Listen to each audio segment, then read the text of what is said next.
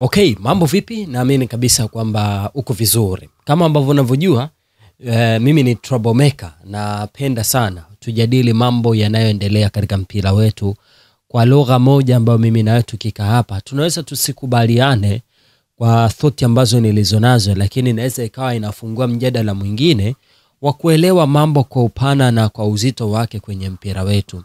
Ninaweza niko tofauti na watu wengi the way ambavyo wanavyoyatazama mambo, but kuna sehemu ambao mimi nadhani kuna kitu inabidi kifanyike, na kwa sababu nina platform ya kuweza kukuelezea haya, sio mbaya mimi na wewe tukazungumza. Currently tumekuwa tukiona baadhi ya vitu vikitokea kwenye mpira wetu. Sometimes inaweza ikawa ni kitu kizuri na sometimes kinaweza kikawa ni kitu kibaya pia, kwa sababu kinagusa maeneo nyeti ambayo baadaye inaweza akatuletea taabu.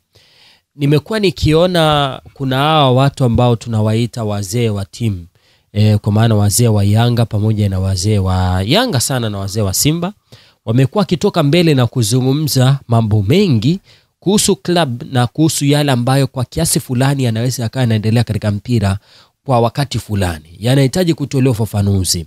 Kitu ambacho mimi nadhani ni sawa kabisa kufanya, kwa sababu tunahitaji kutolewa ufafanuzi baadhi ya vitu vya msingi vinavyoendelea katika mpira wetu. Well and done. But au tunawasilisha vile vitu na tunapima uzito wa mawasilisho yetu katika jamii utakuwa ni upi? Kwa sababu kila kitu kimtokapo mtu kinapoenda kwenye jamii, bahati mbaya umati hauyapimi mambo kwa mantiki, ila unayapima mambo kwa hisia. Na panapoingia hisia hapasikilizi fakti, ila tunakujaji kwa namna sisi tunavyohisi. Na hisia zipo katika muktadha mbili, wa kupenda ama kutopenda, wa kuchukia ama kufurahia. So ni kama negative and positive, kwamba ulichokitoa nimekipokea kihisia, na hisia yangu ni positive nitakuunga mkono, na hisia zangu ni negative nitakupinga.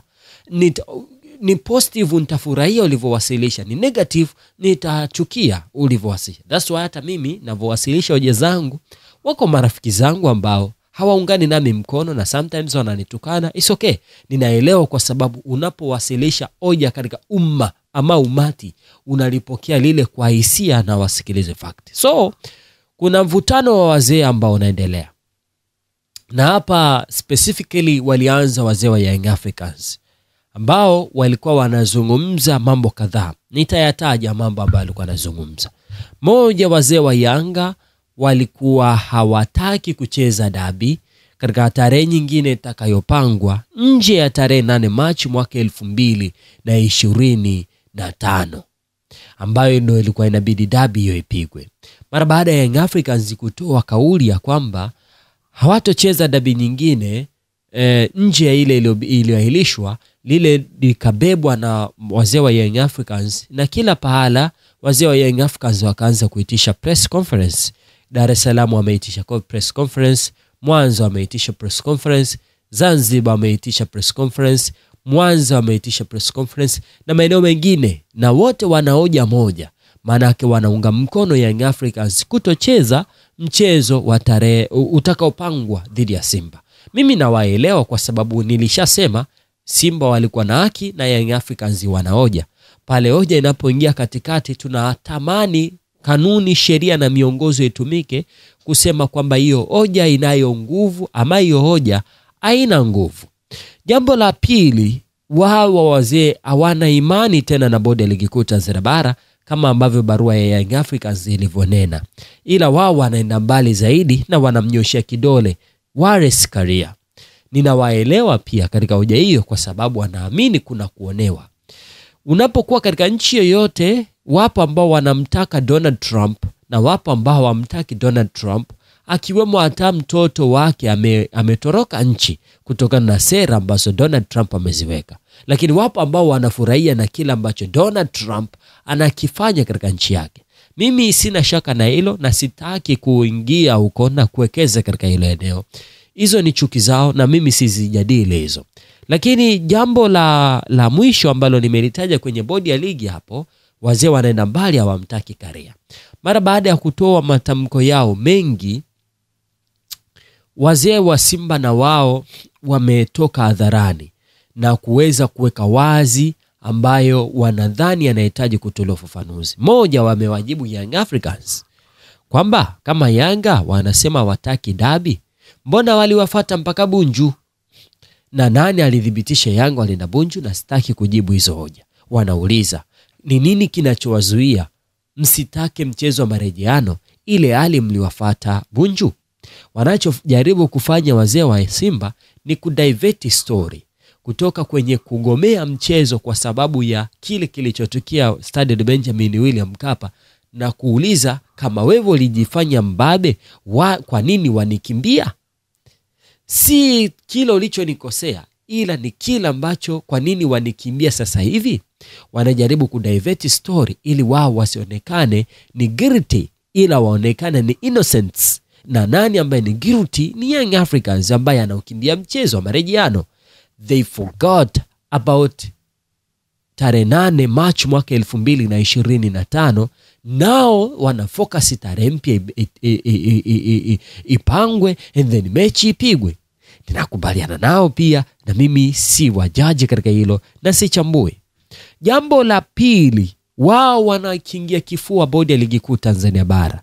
Wazee wa Simba pamoja na mwenyekiti Murtaza Mangungu wanaikingia bodi wa kifua na walikalia kifua kwa kunena kwamba huyu ni miongoni mwa watu muhimu sana ambao wameutoa mpira wetu sehemu moja na kuipeleka sehemu nyingine. Wana haki pia kufanya hivyo kwa sababu ukisoma barua ambayo Simba walitoa tarehe 7 Machi mwaka 2025, waliweka wazi kwamba hawatocheza for this and this and this. And then walichokuwa wana wish kikawa granted.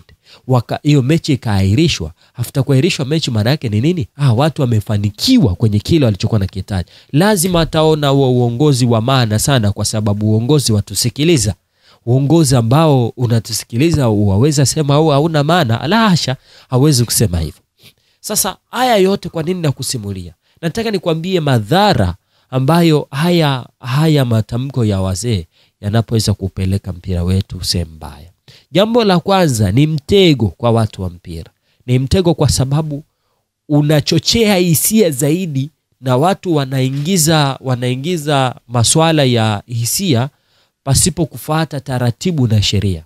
Kwamba kila mmoja atasema mbona hiki hakikufanyika hiki, mbona hiki hakikufanyika vile, mbona kila hakikufanyika hivi, kwa nini mnatuogopa? Tunasahau facts na sasa tunaingiza hisia katika hili.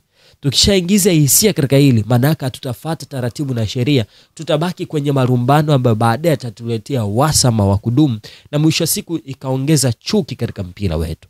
Madhara mengine ya hiki kinachoendelea ni kuviweka vyombo kwenye hali ya hatari, kushindwa wapambane na yupi na wampe nani nguvu, na wafanye maamuzi yapi. Wazee wanasema hiki, wanasema hiki. Waswahili husema miruzi mingi hupoteza jibwa.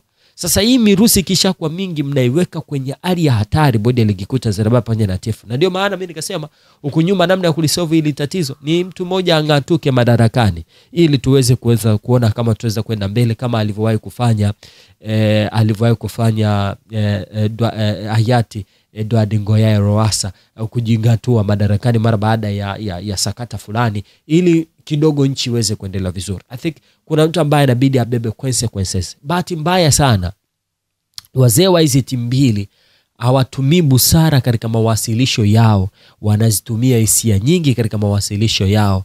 Mwisho wa siku watasababisha watu wawe na hasira zaidi na miemko zaidi pasipo kuzifuata taratibu na sheria.